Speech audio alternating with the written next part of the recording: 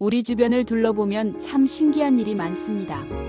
어떤 사람은 특별한 이유 없이도 나를 편안하게 해주고 힘이 되어주는 반면 또 어떤 사람은 자꾸만 부딪히고 나를 힘들게 만들곤 하죠. 왜 그럴까? 단순히 성격 차이일까? 여러분은 이런 고민 해보신 적 있으신가요? 명리학에서는 이 모든 인간관계의 비밀이 바로 우주를 움직이는 거대한 법칙, 오행의 상생과 상극 속에 숨어 있다고 말합니다. 나를 낳아주고 도와주는 상생의 기운, 나를 제어하고 긴장하게 만드는 상극의 기운.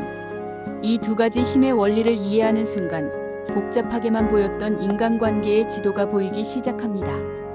오늘은 명리학의 가장 핵심적인 열쇠, 상생과 상극의 법칙에 대해 알아보겠습니다. 영상을 끝까지 보시면 나를 돕는 귀인과 나를 힘들게 하는 인연의 비밀을 푸는 힌트를 얻게 되실 겁니다. 그럼 지금 바로 시작할까요? 상생이란 글자 그대로 서로를 살려준다는 의미입니다. 마치 어머니가 자식을 낳고 기르듯 하나의 기운이 다음 기운에게 자신의 에너지를 아낌없이 내어주는 따뜻하고 순조로운 관계를 말하죠. 이 상생의 흐름은 막힘없이 돌고 돌며 만물을 성장시키고 발전시킵니다. 첫 번째 상생 관계는 나무가 불을 살리는 관계입니다. 이건 아주 직관적이죠? 캠프파이어를 상상해 보세요. 활활 타오르는 불을 더 크게 만들려면 어떻게 해야 할까요? 바로 장작, 즉 나무를 넣어줘야 합니다. 나무는 자기 몸을 태워 불을 더욱 밝고 뜨겁게 만듭니다. 이처럼 목의 기운은 화의 기운에게 자신을 희생하여 에너지를 불어넣어주는 헌신적인 어머니 같은 존재입니다. 다음은 불이 흙을 살리는 관계입니다. 모든 것을 태워버린 뜨거운 불길이 지나간 자리에 무엇이 남을까요? 바로 재입니다. 이 재는 시간이 지나 땅으로 돌아가 비옥한 흙이 됩니다. 화산이 폭발할 때 뜨거운 용암이 흘러내린 뒤 그 화산재가 주변 땅을 기름지게 만드는 것을 생각하면 쉽습니다. 이처럼 불은 자신의 열기를 다하고 난 뒤 모든 것을 포용하는 따뜻하고 단단한 흙을 만들어냅니다. 세 번째는 흙이 쇠를 살리는 관계입니다. 우리가 사용하는 모든 단단한 금속, 보석들은 어디에서 올까요? 바로 땅속 깊은 곳에서 캐냅니다. 흙은 오랜 시간 동안 자신의 품속에서 온갖 물질들을 압축하고 정제하여 반짝이는 금, 단단한 쇠와 같은 광물을 잉태합니다. 즉, 흙은 모든 금속의 어머니인 셈이죠. 대지에 품이 없다면 그 어떤 보석도 존재할 수 없습니다. 이제 쇠가 물을 살리는 관계를 알아볼까요? 깨끗하고 차가운 안반수를 떠올려 보세요. 이 맑은 물은 어디서부터 흘러나올까요? 바로 단단한 바위 틈에서 솟아납니다.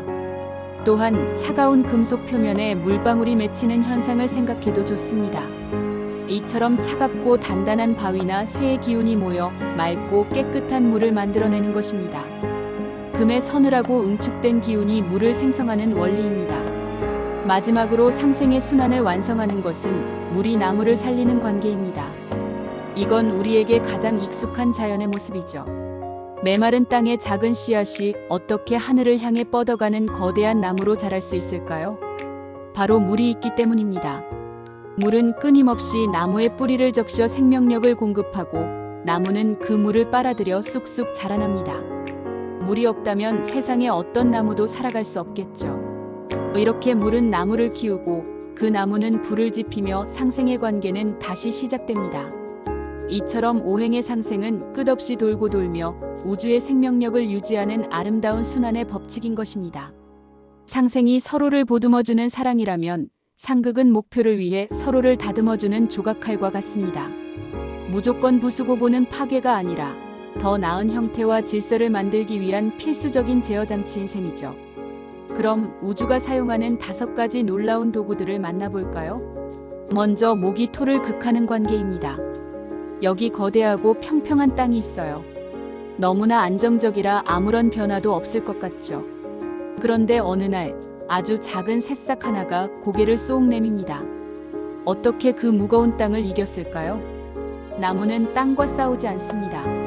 자신의 모든 생명력을 뿌리 끝 한 점에 모아 부드럽지만 끈질기게 땅을 파고들죠. 목국토는 바로 이런 모습입니다. 거대한 현실에 안주하지 않고 자신의 의지와 목표를 향해 한계를 뚫고 나아가는 강력한 생명력을 의미합니다. 안정을 깨고 새로운 시작을 알리는 힘이죠. 다음은 화가 쇠를 극하는 관계입니다. 세상에서 가장 단단하고 차가운 금속은 규칙을 상징하듯 좀처럼 변하지 않을 것 같은 모습입니다. 하지만 활활 타오르는 불 앞에서는 어떻게 될까요? 아무리 단단한 쇠라도 뜨거운 불길 앞에서는 결국 스스로를 녹여 붉은 쇳물이 됩니다. 화극금은 바로 이것입니다. 불의 뜨거운 열정은 차가운 원칙과 고정관념을 녹여 새로운 형태로 바꿀 수 있는 유일한 힘입니다. 경직된 것을 유연하게 만들고 새로운 가능성을 불어넣는 개혁의 에너지죠. 세 번째, 토가 수를 극하는 관계입니다. 자유로운 영혼을 가진 물은 어디로 튈지 모르고 제멋대로 흘러가다 홍수를 일으키기도 합니다. 이 엄청난 에너지를 어떻게 다스릴 수 있을까요? 바로 흙이 나서서 댐을 만들고 둑을 쌓아 물길을 잡아줍니다. 토국수는 이처럼 자유분방하고 제어되지 않는 수의 힘에 흙이 안정적인 틀과 방향을 제시해주는 것을 말합니다. 물을 가두는 것이 아니라 그 힘을 모아 꼭 필요한 곳에 흘려보내 세상을 더 풍요롭게 만드는 지혜로운 통제력입니다. 네 번째는 금이 목을 극하는 관계입니다. 여기 하늘을 향해 제멋대로 뻗어 자란 나무가 있습니다. 생명력은 넘치지만 아직은 그저 야생의 나무일 뿐입니다. 이 나무가 멋진 대들보나 아름다운 조각품이 되려면 무엇이 필요할까요? 바로 날카로운 도끼입니다. 도끼는 나무의 불필요한 가지를 쳐내고 거친 부분을 다듬어 쓸모 있는 제목으로 만들어줍니다. 금극목은 바로 이 모습입니다. 무성하게 자라기만 하는 성장에 날카로운 이성이 개입하여 불필요한 것을 정리하고 더 가치 있는 결과물로 만들어내는 과정을 의미합니다. 아프지만 꼭 필요한 가지치기인 셈이죠. 마지막으로 수가 화를 극하는 관계입니다. 모든 것을 태워버릴 듯이 활활 타오르는 불이 있습니다. 그 열정은 대단하지만 너무 과하면 모든 것을 재로 만들어버리는 파괴적인 힘이 되죠. 이 위험한 불을 잠재울 수 있는 것은 무엇일까요? 바로 한 바가지의 물입니다. 물은 불의 뜨거운 열기를 식히고 폭주하는 에너지를 진정시킵니다. 수국화는 바로 지나친 열정과 욕망을 차분한 지혜와 이성으로 다스리는 모습입니다. 감정적인 폭주를 막고 상황을 냉정하게 바라보게 하는 꼭 필요한 진정제 역할을 하는 것이죠. 이렇게 상극의 관계는 서로를 공격하는 원수가 아니라 각자의 역할을 통해 우주의 균형을 맞추는 최고의 파트너랍니다. 우리는 보통 상극이라고 하면 서로 싸우고 미워하는 나쁜 관계라고만 생각하기 쉽습니다. 하지만 명리학에서 상극은 무조건적인 파괴가 아니라 안정과 발전을 위한 필수적인 견제와 통제의 장치입니다. 상생이 자동차의 엑셀러레이터라면 상극은 바로 브레이크입니다.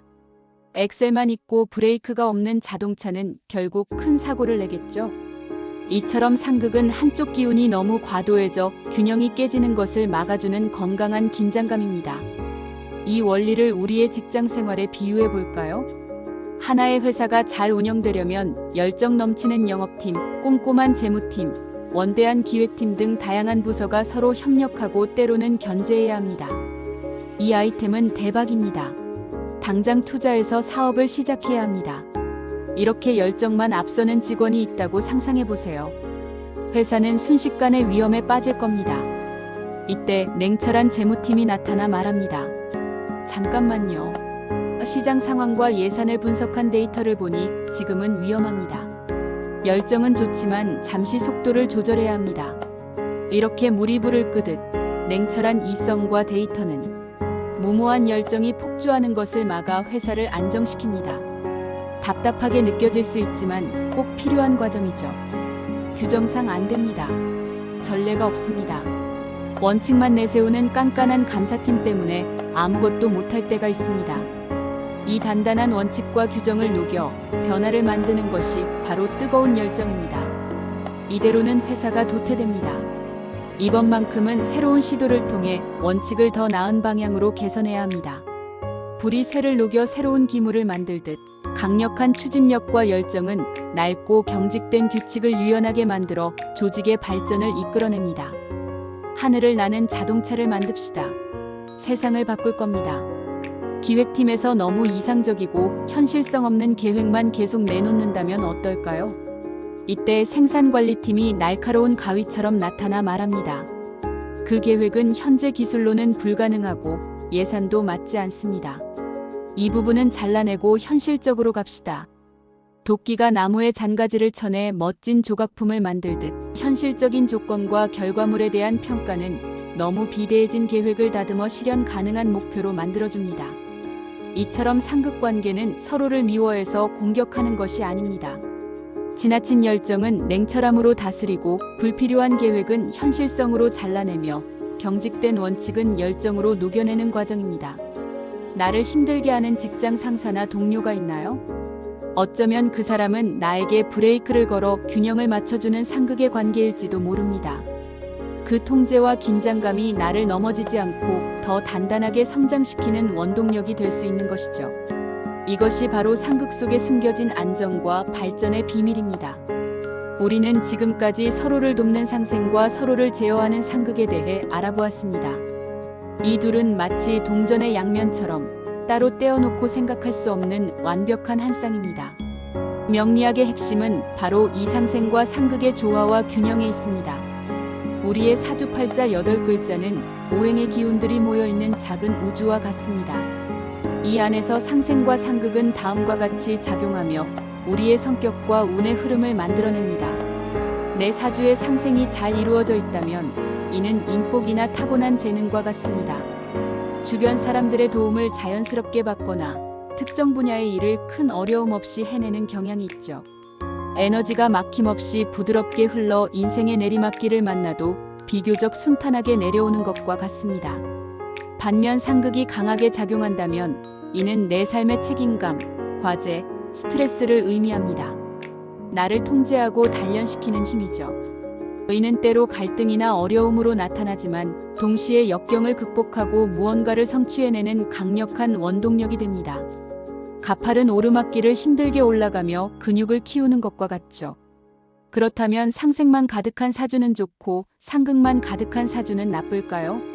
절대 그렇지 않습니다. 상생만 너무 많으면 브레이크 없는 자동차처럼 나태해지고 의존적으로 변하기 쉽습니다. 주변의 도움에 익숙해져 스스로 역경을 헤쳐나갈 힘을 기르지 못하는 온실 속 화초가 될 수 있습니다. 반면 상극만 너무 많으면 끊임없는 긴장과 갈등 속에서 쉽게 지치고 번아웃이 올 수 있습니다. 인생이 마치 쉴 틈 없이 암벽을 등반하는 것처럼 고되고 힘들게 느껴질 수 있습니다. 가장 이상적인 상태는 상생과 상극이 적절히 조화를 이루어 균형을 잡는 것입니다. 힘들 때 나를 도와주는 상생의 기운도 있고 나태해지려 할 때 나를 긴장시키고 성장시키는 상극의 기운도 함께 있어야 합니다. 이번 시간에는 만물을 움직이는 두 가지 거대한 힘, 서로를 끊임없이 살려주는 상생과 서로를 견제하며 균형을 맞추는 상극에 대해 알아보았습니다. 상생이 삶의 엑셀러레이터라면 상극은 우리를 지켜주는 브레이크와 같다는 점, 이제 모두 이해하셨죠? 가장 중요한 것은 어느 한쪽이 무조건 좋고 나쁜 것이 아니라 이 두 힘의 균형입니다. 끝없는 상생의 도움 속에서는 성장하려는 의지를 잃기 쉽고 계속되는 긴장의 상극 속에서는 쉽게 지쳐버리기 때문이죠. 내 삶을 가만히 들여다보세요. 나를 아낌없이 도와주는 힘과 나를 더 단단하게 단련시키는 힘이 어떻게 조화를 이루고 있는지, 그 균형점을 찾아가는 것이 바로 명리학의 지혜이자 우리가 삶을 살아가는 방법일 것입니다. 이렇게 우리는 사주팔자라는 자동차의 기본 작동 원리를 배웠습니다. 그렇다면 이 자동차는 앞으로 어떤 길을 달리게 될까요? 다음 시간에는 드디어 여러분이 가장 궁금해하실 운의 흐름에 대해 이야기하려 합니다. 10년마다 바뀌는 내 인생의 큰 환경인 대운과 매년 달라지는 구체적인 날씨인 세운에 대해 알아보겠습니다. 내 인생의 황금기는 과연 언제 찾아오는지 그 비밀의 열쇠가 다음 시간에 공개됩니다. 오늘 영상이 유익하셨다면 구독과 좋아요 부탁드립니다. 그럼 저는 다음 영상으로 다시 찾아뵙겠습니다. 감사합니다.